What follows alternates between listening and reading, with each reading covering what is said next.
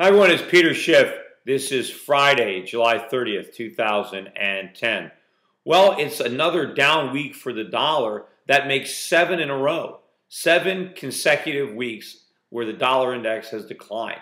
I mean, that could be some kind of a record, although I think the record's going to be broken because I think it's probably going to fall again next week, particularly when you have comments coming out of the president of the St. Louis Federal Reserve, Ballard, who was one of the last remaining hawks at the Fed. He's now a big, fat, white dove. According to Ballard, the Fed should resume quantitative easing, which is Fed speak for create inflation. Ballard wants the Fed to print more money and buy more treasuries and buy more mortgage-backed securities because he feels the United States economy is in danger of turning Japanese. Now, I've said many times that there's no chance of that happening. We're not going to become Japan. We're not going to get off that easy. Sure, the Japanese government made a lot of mistakes. They ran up huge deficits. But the Japanese economy was strong enough to afford those mistakes. The Japanese had plenty of savings for their government to borrow. They had a huge trade surplus. They were the world's largest creditor nation. You know, they just lost that title recently to China. In fact, now China has just surpassed Japan as the world's second largest economy.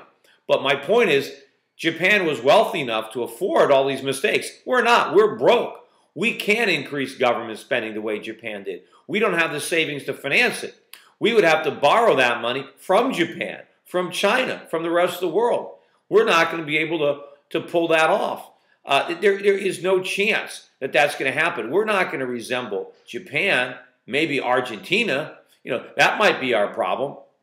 Because when we try to finance all this debt, we're going to have to do it by printing money. We don't have a bunch of households who are going to buy up these bonds at such low interest rates. It's just going to be the Fed. And so we're going to have a very different experience than Japan did. And it's going to be far worse. You know, also we got the information today on the GDP. The second quarter GDP, I think, rose by about 2.4%, which was less than was expected. But you know, this isn't even economic growth. I don't care that the GDP is a bigger number. It doesn't evidence a growing economy. It evidences a growing government. It evidences that Americans spent more money that they had to borrow.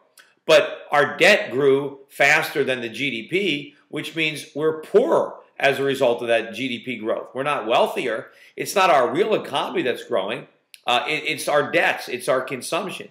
That is probably part of the problem. And of course, that phony growth is unsustainable. It's already wearing off, as is becoming evident in the markets, which is why you have these comments coming out of people like Ballard that we need more stimulus. Because after all, the effect of the last dose is wearing off. We're starting to sober up, and you know they want to liquor us back up again.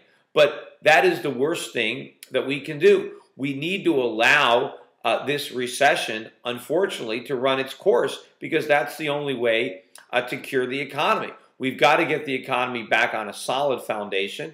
We've got to allow it to grow. We've got to allow savings to be replenished. We've got to allow our decaying infrastructure to be repaired. We've got to reinvigorate goods production and manufacturing.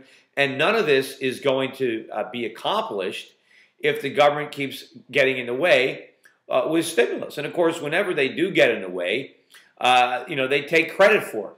A case in point was President Obama, who gave a speech today. I think he was in Detroit, claiming credit for the success of the automobile bailouts.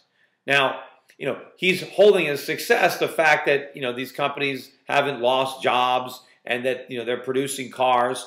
Well, the point is that had we allowed a market-based bankruptcy without a bailout, we would have a healthier automobile industry today. It would be leaner. It would be meaner. It would probably be employing more workers. It would probably be paying them less, but at least they'd be making cars at a profit. Maybe they'd be exporting more cars around the world. Instead, we preserved these companies, and they're still inefficient. Yes, there's been some restructuring, but not enough. And ultimately, what's going to happen is they're going to fail again. They're going to have to be bailed out once again. And I have no doubt if we have the same set of politicians in Washington, they will be there with taxpayer funds. That is going to happen. We have turned General Motors and Chrysler into Amtrak, into the post office. the fact that the government can claim some kind of temporary credit for this is disingenuous. And I've talked about this in the past. So look for the world to start digesting this information and understanding that the U.S. economy is not growing, that it is other economies that are beginning to understand the problems, and that the financial crisis that hit the world in 2008 was really a U.S. crisis. It was the problems with our economy that led the world into crisis. The world was exposed to our economy because they had loaned us a lot of money.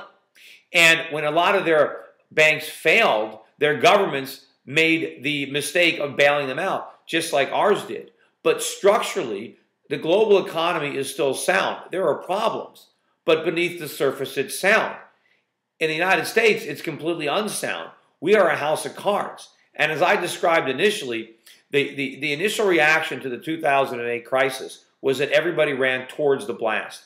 People bought dollars, people bought treasuries. But as the dust settles and people figured out exactly what it was that exploded, they're going to turn around and they're going to run the other way. And they're going to flee U.S. assets. And that's when we're going to see a real crisis. And if we have this bollard mentality, right, that we have to print, that we have to keep easing, that we at all costs, that we have to, and that it's not, Japan, it might not even be Argentina, it could be Zimbabwe.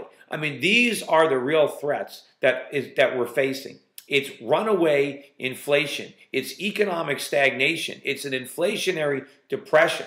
And it's government growing like a cancer, usurping more and more power as it tries to hold itself out as a solution to the problems that it caused, as if pouring more gasoline on a fire that they lit is going to put it out. It won't put it out. I've said over and over again, all it's going to do is cause a raging inferno. So we'll see what happens. I think with the negative news on the GDP, with more favorable data coming out of Europe, with bollard statements, with the chart really breaking down for the dollar, and of course, we had a $20, $25 drop in gold intra-week. Gold briefly kind of broke down below what some people might have thought was a trend line, and that might have scared some people. I know I saw someone on CNBC, Mark Haynes, he's like, oh, gold, or it was Steve Leisman rather, was like, oh, gold is crashing. No, it was Larry Kudlow. I'm getting my talking heads mixed up, but it was Kudlow, and he's like, oh, gold is crashing. Like every time it drops, it's gonna collapse. Look out! You see, there is no inflation. But it causes a few people maybe to want to short it. I think it's ready to make a move. Crude oil, to me, I said before, really looks like it wants to break out. It's still hanging out below $80 a barrel, just below 79. But, we get the dollar index having a down week, which it might have next week. That could be enough to cause oil to break out, to cause gold to break out, and to cause people to start rethinking these scenarios. And, of course, as we get closer to the November elections, the pressure is going to be on the incumbent politicians who are looking for re-election for another round of stimulus. It's coming. We can feel it. And as I said, that's the last thing we need is more alcohol, because we're never going to sober up if we keep drinking. Anyway, that's it for today. Have a great weekend, everybody. Take care.